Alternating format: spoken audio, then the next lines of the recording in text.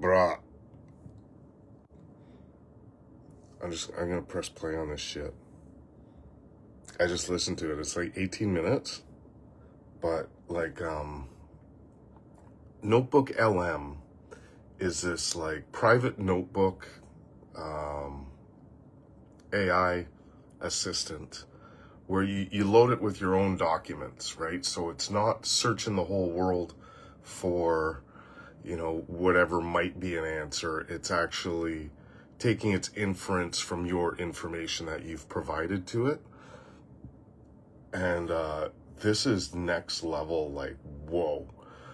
It's going through an update right now, so it's not like bang bang, but I generated this the other day and I hadn't pressed play on it, but I have this very specific, very nostalgic image in my head when I think about washing a boat. Oh yeah. It's a sunny Saturday, maybe you're down at the dock, you've got a plastic bucket full of soapy water, a big yellow sponge, and you're just scrubbing. It feels simple, low tech. That is the romanticized version for sure. It's the version we see in movies. Exactly. But then I started going through the stack of documents you sent over for this deep dive, and that image just completely evaporated. I felt like I was reading a technical manual for maintaining a spacecraft, not a pontoon boat. Right. We are talking about high-powered industrial lasers. We are talking about AI-generated standardization protocols. And in one very specific and frankly disturbing instance, we are talking about forensic-level cleanup involving expired muskrats. It is a massive shift in perspective. true story. That was Christmas a couple years ago. By Spike. By Spike. It's an Ontario-based operation founded by Shane Desloge, who goes by Spike. He's been in the game since 1997. And on the surface, yes, it's a marine detailing service. Okay. But when you dig into the internal training manuals, the blog posts, the service cards, you realize this isn't really about washing anymore. No. It's about asset preservation, using some incredibly sophisticated methods. That mission statement really jumped out at me. It wasn't about making things shiny for the sake of vanity. It was about moving from washing boats to science-based restoration.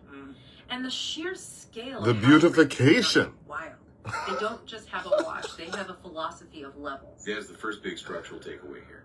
The philosophy of levels solves the biggest problem in the service industry: ambiguity. Oh, I can see that. Anyone who has ever hired someone to clean something, a house, a car, a boat, knows the pain of vague expectations. You say clean it and they wipe the counter.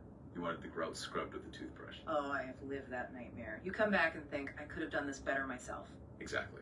And on a boat, that disconnect is expensive because you're dealing with fiberglass, vinyl. Okay, check it. I'm not going to play the whole thing, but this tool is amazing. I just took in a bunch of YouTube videos on how to convert this WAV file into a text file and then have an AI avatar actually do the speaking. So it's about a 10-step process, and I'm going to refine this conversation like to finish my set of blogs. I published one earlier today as I was watching a video on ozone treatment to get rid of bugs, because I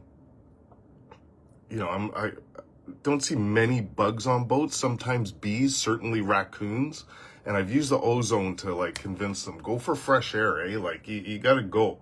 And I'm gonna stay here and clean up and make it right.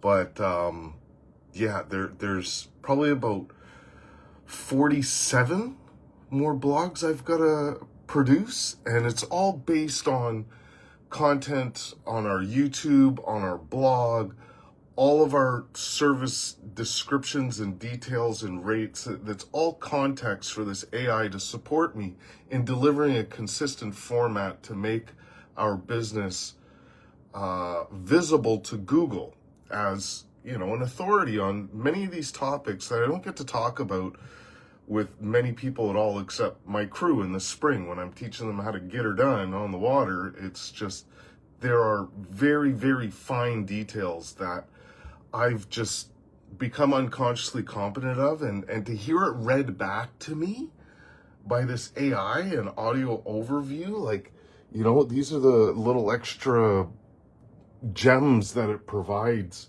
like video overview, reports, infographics. You can see a bunch of the new infographics I produced when you visit WeBeautifyBoats.com/bookspike.